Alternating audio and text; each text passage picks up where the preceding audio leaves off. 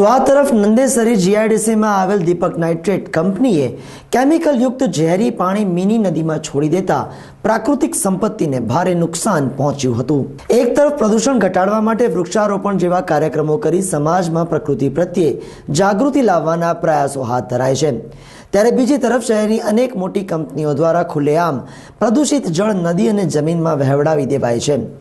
આવી જ એક ઘટના સંદર્ભે ગતરોજ દીપક નાઇટ્રેટ કંપની દ્વારા કેમિકલયુક્ત ઝેરી પાણી મિની નદીમાં છોડી દેવામાં આવ્યું હતું, જેને પગલે મિની નદીની આસપાસમાં ઝાડી ઝાંખરા બળીને ખાખ થઈ ગયા હતા। સાહેબ અંદરથી લાવ્યા અમે આ માટી ખેંચવાયેલા અંદરથી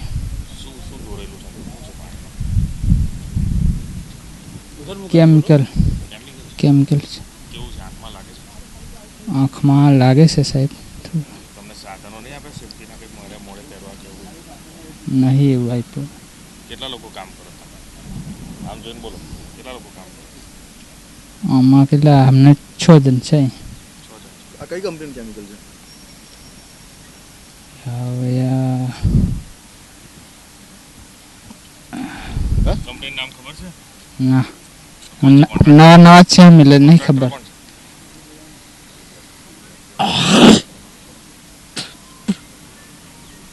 કોન્ટ્રાક્ટર કોણ છે? નવા સાહેબ એટલે અમને નહીં ખબર એમ। કેટલા કામદારો છે તમારા જોડે? કેટલા લોકો છે? અમે 2 જણ છે। કંપનીએ કંઈ આપ્યું તમને મોઢા પર પહેરવા, આંખોમાં પહેરવા માટે કંઈ એવું કંઈ આપ્યું છે ચશ્મા બસમાં? એવું તો નહીં આપ્યું। જીપીસીબી દ્વારા કડક કાયદા બનાવવામાં આવ્યા હોવા છતાં દીપક નાઇટ્રેટ જેવી કંપની આવી ગંભીર ભૂલ કરે તે ખરેખર શંકાસ્પદ છે। ગુજરાત રાજ્યમાં પ્રદૂષણને નિયંત્રણમાં રાખવા માટે ગુજરાત પ્રદૂષણ નિયંત્રણ બોર્ડની રચના કરવામાં આવી છે, જેના દ્વારા ઉદ્યોગોમાંથી નીકળતા પ્રદૂષણકારક પદાર્થો નિષ્કાશન માટે માર્ગદર્શિકા તૈયાર કરવામાં આવેલ છે, પરંતુ કંપનીઓ દ્વારા સતત પ્રદૂષણ ફેલાવવામાં આવે છે અને જીપીસીબી દ્વારા પણ આંખ આડા કાન કરી તમામ બાબતોને નજરઅંદાજ કરવામાં આવી રહી છે। ત્યારે ગતરોજ દીપક નાઇટ્રેટ દ્વારા મિની નદીમાં છોડવામાં આવેલ જલદ કેમિકલયુક્ત પ્રવાહીથી સમગ્ર વિસ્તારમાં દુર્ગંધ ફેલાઈ ગઈ હતી। ત્યારે સદર બનાવમાં જીપીસીબીના અધિકારીઓની સૂચક ગેરહાજરી થોડામાં ઘણું કહી જાય છે।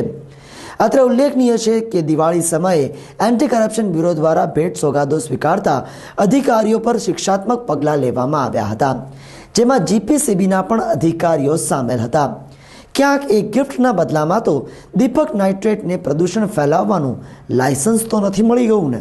કાલે રાતના 1 વાગે ફોન આવ્યો હતો, એમને ત્યાં હાઇડ્રોક્લોરિક એસિડ જે હમણાં બાય પ્રોડક્ટ તરીકે જનરેટ થાય છે ક્લોરિનેશનમાં અને વેચે બી છે, એટલે એ ટાંકીમાં સ્ટોર થાય ને બીજે દિવસે ટેન્કરો ભરીને વેચે। હવે એ ટાંકીની અંદર નીચે મેન હોલમાં એનું જે મેન હોલનું આખું જ છે એ આખું છૂટું પડી ગયું એટલે જે અંદર જેટલી 5 લાખ લીટરની ટાંકી હોય એની અંદરથી ધધૂળો છૂટવાનો શરૂ થઈ ગયો।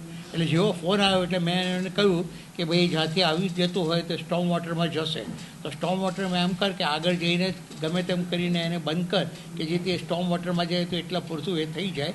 એ કરતાં એ લોકોને પેલું બંધ કરવાની વાત આવે સ્ટોમ વોટરની, એટલે સારી એવી માટીથી એને દબાઈ દેવું પડે અથવા સિમેન્ટ કોન્ક્રીટથી તો ભીનું રહે એટલે જામે નહીં। એટલે મેં એવું કંઈ નહીં, તો આગળ અહીંયા માટી નાખ, અહીં આગળ જઈને બી માટી નાખ।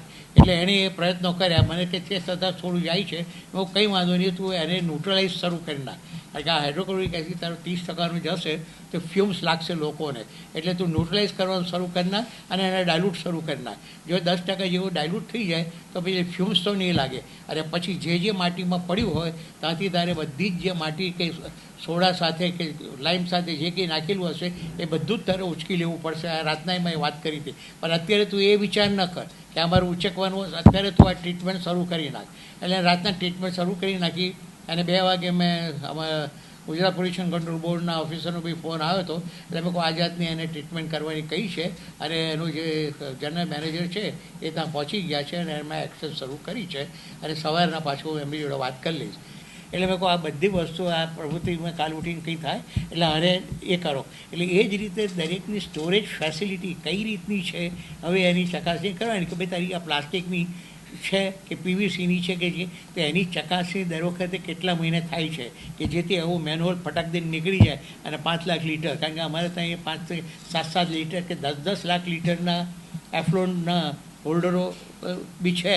તો કાલ ઉઠીને એ છટકે તો એ 10 લાખ લીટર એફ્લોન ક્યાં જશે? બધું જ બહાર. એનું રેમેડી ઇલેક્શનનું શું?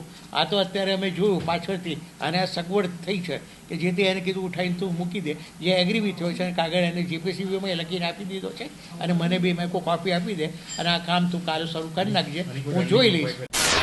સમગ્ર ઘટનાની જાણ મીડિયાને થતાં મીડિયાએ સ્થળ પર પહોંચી રાત્રે તપાસ હાથ ધરી હતી, જેને પગલે મીઠી નીંદર માણી રહેલા જીપીસીબીના અધિકારીઓ સફાળા બેઠા થયા હતા અને રાત્રે સ્થળ પર પહોંચી નમૂના લઈને તપાસ હાથ ધરી હતી.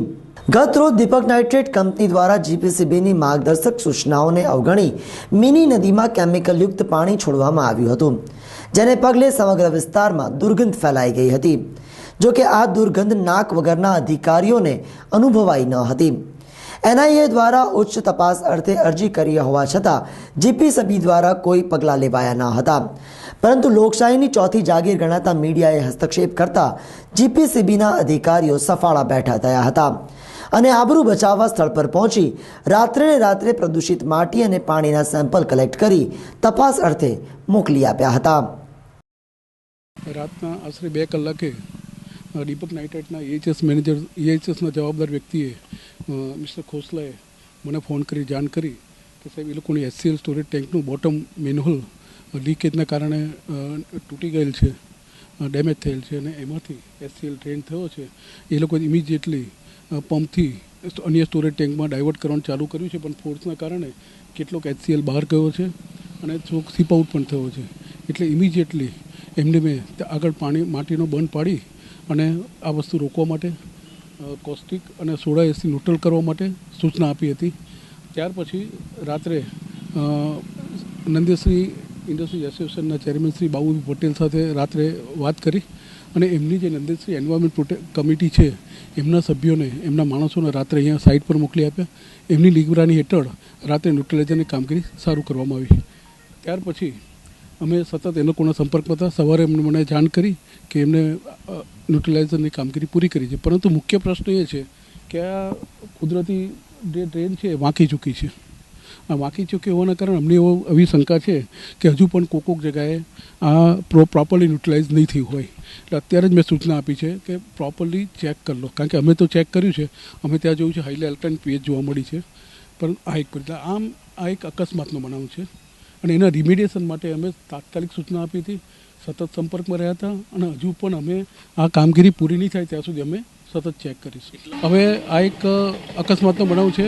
અકસ્માતના કારણે જે એની અસર થઈ છે એના રિમિડિયેશન માટે અમે સતત સંપર્કમાં છીએ. એ લોકોને જે સૂચના આપી એ લોકો પ્રમાણે એ લોકોએ કામગીરી પણ કરેલ છે. એમનું બધું જ અમે મટીરિયલ ઉઠાવડાવીશું અને એ મટીરિયલ એમને ઉઠાવ્યું છે કે નથી એને વેરીફાઈ કરવા માટે અમે ઇન્સ્પેક્શન કરીશું.